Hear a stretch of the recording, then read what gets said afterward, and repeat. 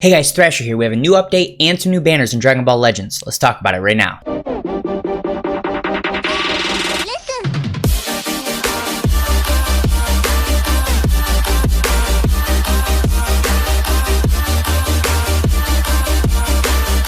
Okay, so first up, it's a brand new PvP season. Make sure to go over to the PvP area and get your rewards. And let's jump right into the news. So we're going to skip over the new banners. We're going to go all the way down. We'll do the banners last. And at the very bottom here, we have an update announcement. So some major things here. First up, added an auto select feature for soul boost. So you now have the ability that if you have enough materials or however many materials you have, you can go into the soul boost area. There's a little button in the bottom right that is, it's like whitish gray. You click on it, it says auto select, and it will auto fill out the entire boost panel for you based on however many materials you have. So if you have enough, it'll fill everything out for you. That's amazing. Next up, QR codes can now be used to play friend battles. So if you go into the friend battle area, there's actually an option to give a QR code. Someone can scan it and you guys can just battle each other. Super cool. They made some changes to the scroll bars, so the UI is a little bit better. And then accessory colors also change when fighting against the same character. So right now, the way it works is if you're fighting an opponent and you both have the same character, the opponent will have a different colored character, but the accessories don't change that they have on.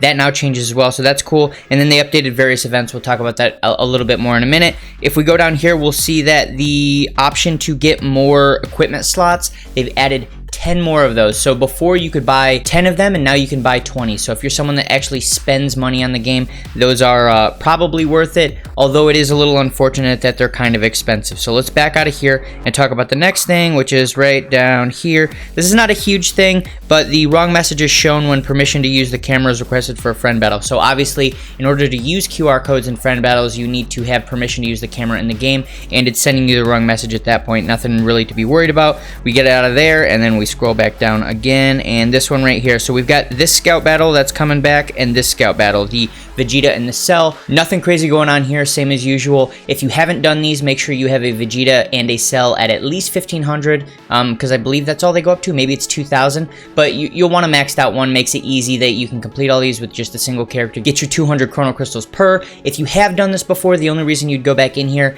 is if you want to get some Z medals. So you can max these characters out once they're at 9,999 Z power.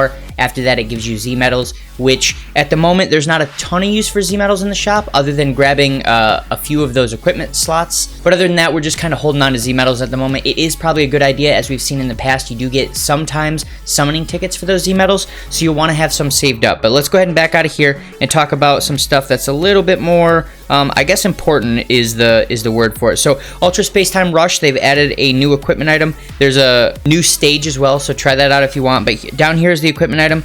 It's decent. It's for melee type Vegeta characters. You can get up to 15% blast defense, 18% strike attack, 13 to special move damage, and 13% to ultimate damage. That is reasonably good if you can get a good roll on it, but the amount of effort that it takes to get a good roll pretty much makes it not worth it.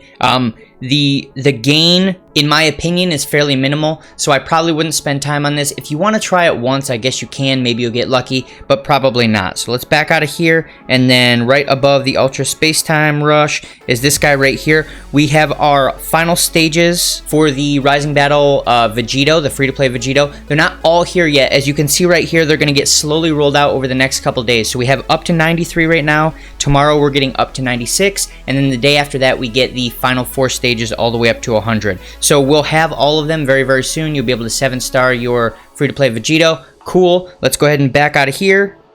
And then we're going to talk about this right here. There's nothing crazy going on this PvP season other than the fact that Bandai Dimps has finally wised up and understands that very low battle rank players probably don't have maxed out characters. So if we scroll down here, here is the only major change to PvP. What you'll see is that battle rank 1 through 9, all of your characters are leveled at max cap 600, and then up to 19, they're capped out at 1500, up to 29, 2000, and then once you hit battle rank 30 or higher, you can max your characters out to level 3000, and they will actually show up that way in battle in PvP. So that's cool. I think that's actually a positive, so that way new players don't go in and just get absolutely stomped by veterans because they don't have maxed out characters.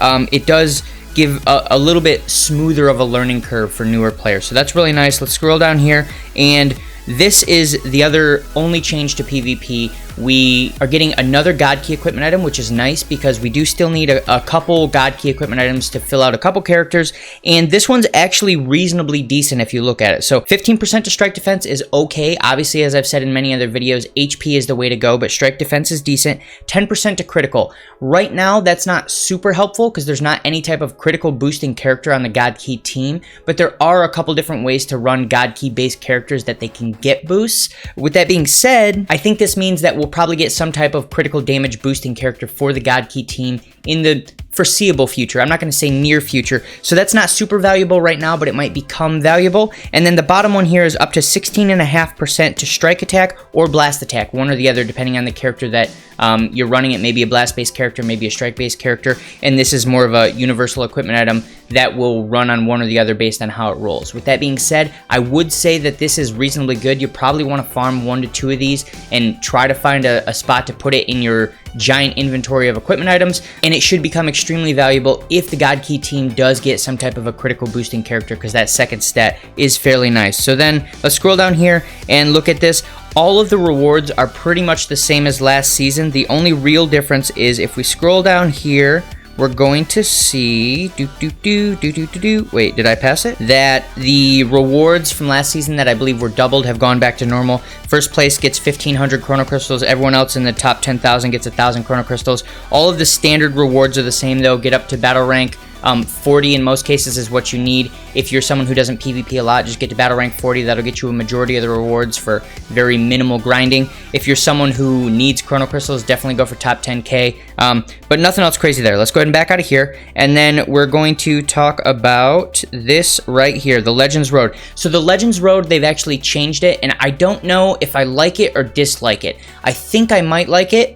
Let's scroll down a little bit. So obviously you get this Yard Rat Goku. You saw him in the intro to this video. I already have him.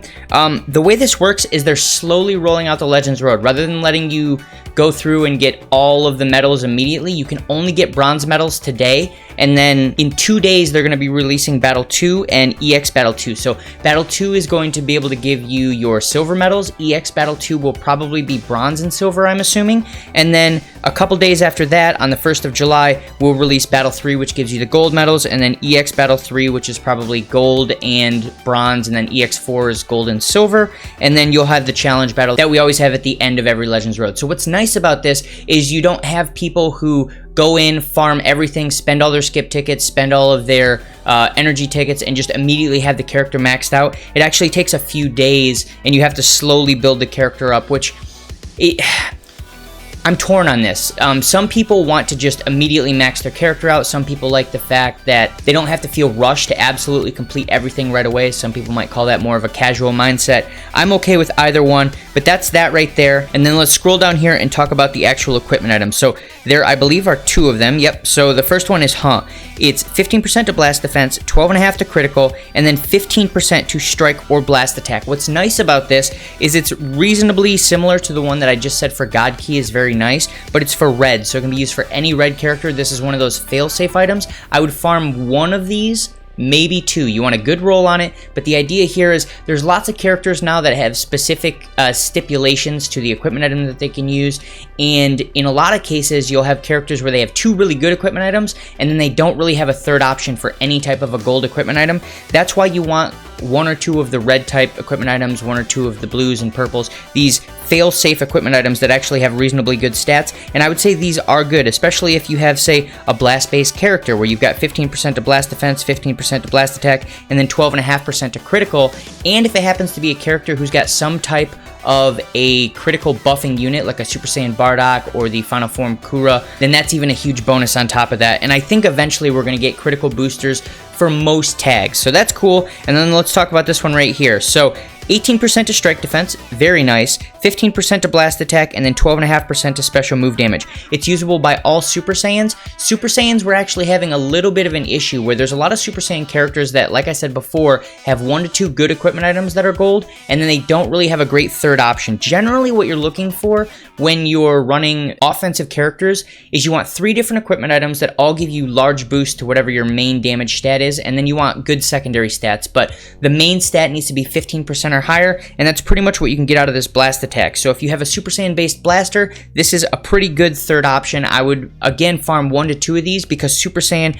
is a very broad category. This is a very usable equipment item, and that's pretty much it for this. So let's go ahead and back out of here, and then I don't know if we have any. Oh yeah, so okay, 2 more things. We're going to open the Thanks for a Great First Year Appreciation campaign. This is part 5, and with a lot of these overview type news announcements, we've already gone through most of these, so we're going to talk about this banner in a minute. That's campaign 1. Campaign 2 is the Legends Road that we just talked about the Rising Battle for Vegeto, and then the login bonus we're going to look at in just a second, and then the last part is the final set of missions, which will be starting on July 1st. So let's go ahead and back out of here and talk about the last thing before we get into the banners, which is the Gods vs. Super Warrior announcement of the final results, who won, who lost. Here's the thing.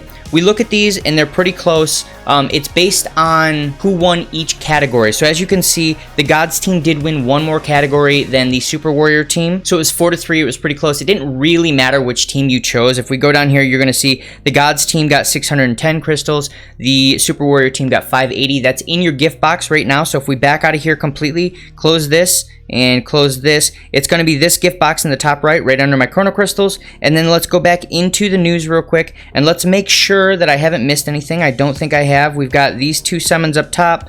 These 2 summons are old. We don't really need to talk about the shop sales, so let's go ahead and back out of here, and let's move over to the summons. Now, the summons are actually pretty cool because they've made a couple changes here. One, both of these new banners are 7% chance to pull sparking units, and the way it works is there's a 5% chance to pull the featured units that you see on the banner itself, and then there's a 2% chance to pull a bunch of other units. So actually, I think I misspoke a little bit there. It's 1% chance to pull all of the featured units on this banner up here because there's only 5, and then 2% to pull a bunch of other ones. On this one, it's actually 1% to pull every single featured unit because that's it. There's just 7 of them. So let's go ahead and open this up and look at the Z power list. And over here, we'll see these 7 units: the Super Saiyan 3 Goku, the Gogeta, Majin Vegeta, Hyper Meta Rildo. And as you can see here, there's really only 1 unit that I would call reasonably good, and that's this top Super Saiyan 3 Goku. It is very nice that there's a 7% chance rather than a 5% chance to pull Sparkings. So this is closing in on a 2 to 3 star banner,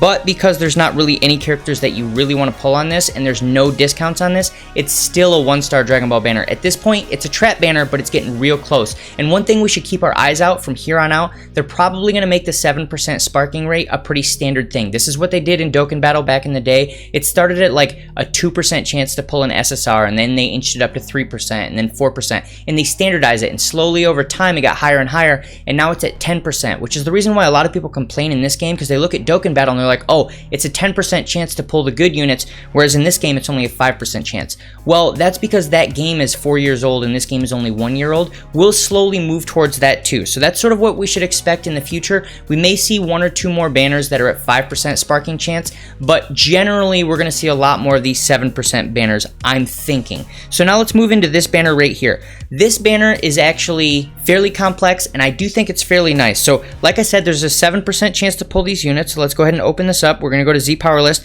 and we're going to see that the 5 featured units are all pretty, well, 4 of them are very nice. So this top Gogeta, top tier unit, absolutely. The Gotenks is a very good unit. He's high tier, and he's useful on one of the best teams in the game. The Broly is still a top tier unit. He's not Z tier, but he's very good. He works on quite a few teams still.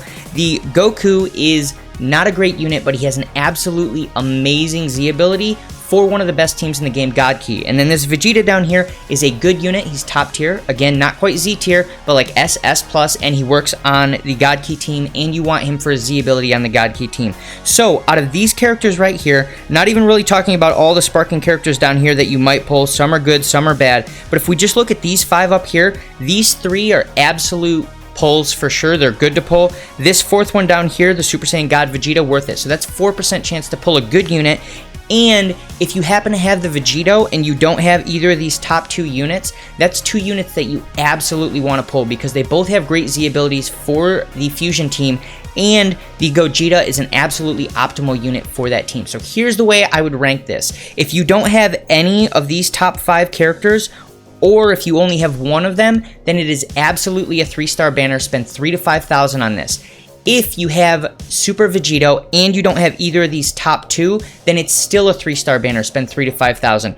If you have all 5 of these units, then I probably wouldn't spend on this banner because you're spending full price and there are better ways to spend in the near future. And best case scenario, you spend a few thousand and you happen to add 1 star to one of these characters. Probably not worth it, especially when we're going to be getting new characters in the very near future, because we haven't got any new characters since pretty much the anniversary started almost a month ago. So here's the scenario there. That is a 1-star banner. I wouldn't call it a trap because this is still a pretty good banner. You just don't have a lot of value that you can pull out of it. So keep that in mind. If you have Super Vegeto but not these top 2, it's a 3-star. If you don't have any of these, it's a 3-star. If you have 4 or more of these, then it's absolutely not worth it to pull on it. And that's pretty much it for this video. If you guys think I missed anything, throw it down below. If you guys like this banner itself and you like the fact that we're moving up to 7% guaranteed sparking rates, let me know that because I want to know people's thoughts. And if you like this content, make sure to like and subscribe, and I'll see you guys in the next video.